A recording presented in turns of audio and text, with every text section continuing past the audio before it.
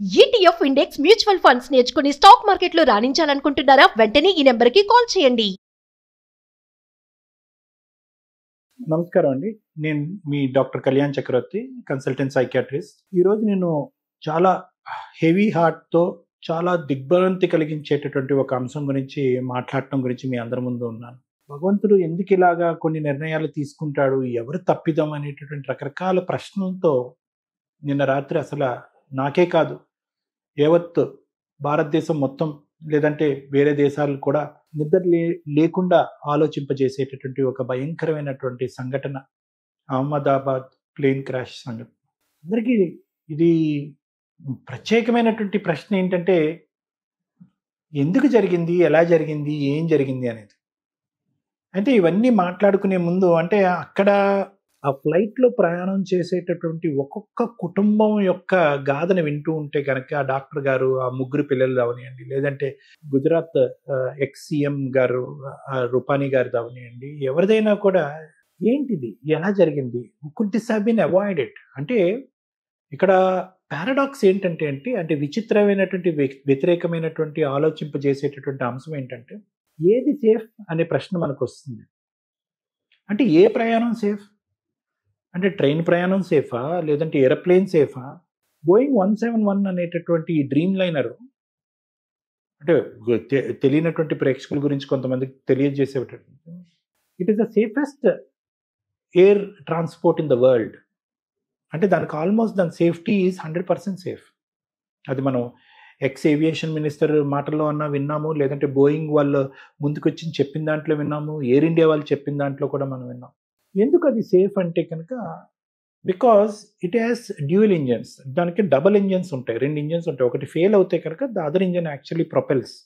కానీ flight లెగిసినటువంటి 30 సెకండ్స్లోనే both engines fail అయ్యి అసలు ఎలివేషన్కే టైం లేకుండా క్రాష్ అయిపోయినటువంటి ఒక, అది ఆల్మోస్ట్ ఏంటంటే యూస్లెస్ ఒక ప్రైవేట్ జెట్, అంటే ఎటువంటి టెస్ట్ చేయకుండా ఒక ప్రైవేట్ జెట్ నడిపినంత ఇదిగా ఒక బోయింగ్ అనేది కూలిపోవటం అనేది చాలా భయంకరమైనటువంటి అంశం. అందరికీ నా సంతాపం అండి. అంటే మై డీపెస్ట్ ఆఫ్ కండోలెన్సెస్. ఎవరైతే కనుక ఇందులో సర్వైవర్స్ అనే వాళ్ళు ఎవరు లేరు, కానీ వాళ్ళ కుటుంబ సభ్యులు ఎవరైతే ఉన్నారో అది వర్ణాతీతం. ఎందుకంటే కనుక మాటల్లో చెప్పలేనటువంటిది.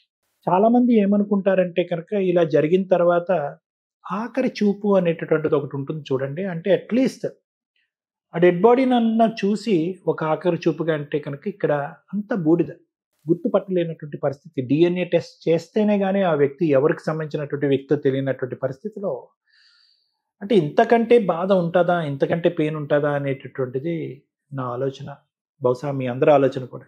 సో రకరకాల ప్రశ్నలు అనేవి వస్తున్నాయి ఈరోజు.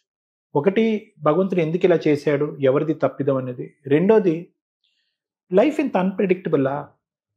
అంటే డబ్బులుండి లండన్ వెళ్ళేటటువంటి కెపాసిటీ ఉండి ద బెస్ట్ ఆఫ్ ఎయిర్లైన్స్లో ప్రయాణం చేసేటటువంటి వాళ్ళకు కూడా లైఫ్ జీవితం అనేటటువంటిది ఒక గ్యారంటీ లేదా అనేటటువంటిది దీని ద్వారా మనకు అర్థమయ్యేటటువంటిది. ఎవరి తప్పు, ఎవరిని శిక్షించాలి అనేటటువంటిది తర్వాత మనకు తెలిసేటటువంటి అంశాలు, కానీ ఇది ప్రతిరోజు చూసేటటువంటి అంశం కాదు. బహుశా ఇది ప్రివెంట్ చేసి ఉండేవాళ్ళం అంటే కనుక ఏమో ప్రివెంట్ చేయవచ్చేమో, ఎక్కడన్నా లాక్సిటీ ఉందేమో, ఎవరైనా దీనికి తేలిగ్గా తీసుకున్నారేమో. కొంతమంది చేయవలసినటువంటి జాబ్ చేయకుండా, ఏముందిలే బోయింగే కదా, పర్లేదు, ఈ మాత్రం రిపేర్ చేస్తే సరిపోతుంది, మిగతాదంతా ఎయిర్ప్లేన్ చూసుకుంటుంది అనేటటువంటి లాక్సిటీ ఉందేమో అనేటటువంటి రకరకాల ప్రశ్నలు, రకరకాల ఆలోచనలు అనేది రావటం అనేది సర్వసహజం. అయితే ఇక్కడ ప్రధానంగా యాజ్ ఎ సైకియాట్రిస్ట్ నేను టెక్నికల్ అంశాలు మాట్లాడేదానికంటే, మానసికంగా ఇటువంటి ప్రశ్నలు వచ్చి మనకి ఇన్ని ప్రశ్నలు వస్తున్నాయి ఈరోజు ఇక్కడ కూర్చుని అంటే కనుక, దాని బ్యాక్గ్రౌండ్లో సొంత మనుషుల్ని పోగొట్టుకున్నటువంటి వాళ్ళకి ఇంకెన్ని ప్రశ్నలు ఉంటాయి, ఇంకెన్ని సమాధానాలు వాళ్ళు ఎత్తుక్కునేటటువంటి ప్రయత్నం చేస్తున్నారు.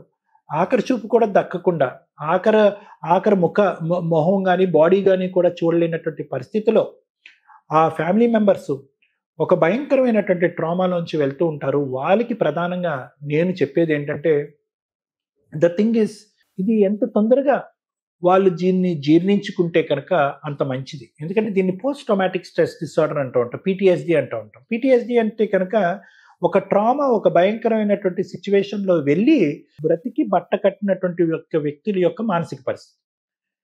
కానీ పిటిఎస్డి అనేటటువంటిది కేవలం అందులోపల అనుభవించినటువంటి వ్యక్తులే కాకుండా ఏ వ్యక్తులైతే కనుక ఇటువంటి అనుభవాన్ని బయట నుంచి చూస్తూ కుటుంబ సభ్యులు అవనండి, స్నేహితులు అవనండి, దగ్గర బంధువులు అవనండి, ఎవరైనా కూడా బయట నుంచి చూస్తూ వాళ్ళకి ఏర్పడేటటువంటి మానసిక పరమైనటువంటి ప్రశ్నలు, సమాధానం దొరకనటువంటి ప్రశ్నలతో పగలనక రాత్రనక సతమతం అవుతూ ఒక డిప్రెషన్లోకి వెళ్తారు చూడండి. అది కూడా ఒక విధమైనటువంటి పిటిఎస్డిఏ, ఒక పోస్ట్ ట్రామాటిక్ స్ట్రెస్ డిసార్డర్. ఎందుకు ఇలా జరిగింది? మేము చేయనటువంటి తప్పుకి మేము ఎందుకు ఇది అనుభవించాలి? డబ్బులతో ముడిపెట్టేటటువంటి అంశం కాదండి. హెచ్చు తగ్గులు డబ్బున్న వాళ్ళు, తక్కువ ఉన్నటువంటి వాళ్ళు కదా. వై? ఎందుకు ఇది జరిగింది? సేఫెస్ట్ మోడ్ ఆఫ్ ట్రాన్స్పోర్టు, అన్ని జాగ్రత్తలు తీసుకున్నటువంటి పరిస్థితి, అసలు సర్వైవల్కి కొద్దో గొప్ప కాలో చెయ్యో ఇరిగింది, లేదంటే బ్రెయిన్ డ్యామేజ్ అయ్యింది అనేటటువంటి పరిస్థితి కాకుండానే ఒకే దెబ్బతో మొత్తం అంతా కూడా కాలి బూడిదైపోయేటటువంటి పరిస్థితి, ఇంత భయంకరమైనటువంటి చావు మా కుటుంబంలోనే, మా స్నేహితుడికనే, మా బంధువుల్లోనే ఎందుకు వచ్చింది అనేటటువంటి ప్రశ్నతో వాళ్ళని ఓదార్చలేనటువంటి దిగ్భ్రాంతికరమైనటువంటి పరిస్థితిలోకి వాళ్ళు వెళ్ళిపోవటం అనేది సహజం. వాళ్ళకి మనం సహజంగా ఒక కౌన్సిలింగ్ పరంగా కానీ, ఒక ట్రీట్మెంట్ పరంగా కానీ ప్రత్యేకంగా వాళ్ళకి చెప్పేది ఏంటంటే, సమాధానం లేనటువంటి ప్రశ్నలు అడుక్కుంటూ పోతూ ఉంటే కనుక ఆ డిప్రెషన్ నుంచి ఎప్పటికీ మీరు బయటికి రాలేరు.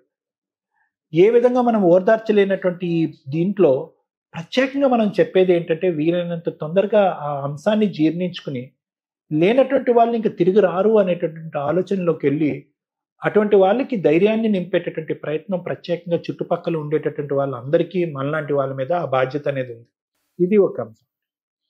రెండో ముఖ్యమైనటువంటి అంశం ఏంటంటే కనుక, ఇటువంటి సంఘటనలు జరుగుతున్నాయి, ఇటువంటి పరిస్థితులు ఉన్నాయి. అప్పుడు కరోనా వచ్చినప్పుడు ఎవరు ఎప్పుడు ఉంటారో అనేది తెలియనటువంటి పరిస్థితి. ఈరోజు ఇటువంటి సంఘటనల్లో ప్రాణం అనేటటువంటి దానికి ఎంత ఈజీగా, ఎంత ఊహించినటువంటి విధంగా ప్రాణం అనేటటువంటిది ఎంత ఈజీగా గాల్లో కలిసిపోవచ్చు అనేది ఇటువంటి సంఘటనలను బట్టి మనకు అర్థమయ్యేటటువంటి అంశం.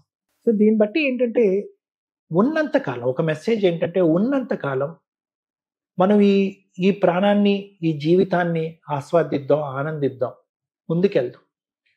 మనం సంతోషంగా జీవిస్తూ నలుగురిని సంతోషంగా ఉంచేటటువంటి విధంగా ఈ జీవితాన్ని మనం వాడుకుందాం అనేటటువంటి మెసేజ్ ఇలాంటి అంశాల ద్వారా మనకు తెలిసేటటువంటి అంశం.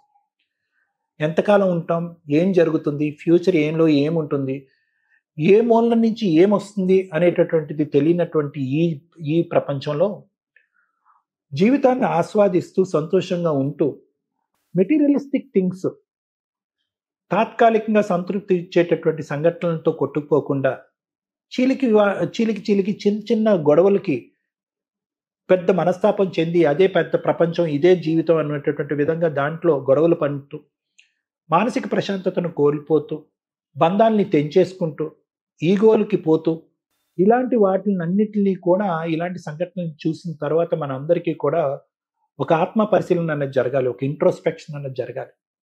అరే ఇలాంటి వాటిగా మనం కొట్టుమిట్టలాడుతూ జీవితాన్ని సర్వనాశనం చేసుకుంటున్నాము, ఈగోలకు పోయి, పట్టింపులకు పోయి, పంతాలకు పోయి బంధాలని తెంచేసుకుంటున్నాం. మనం డబ్బు అనేటటువంటి వైరాగ్యంలో కొట్టుకుపోతున్నాము.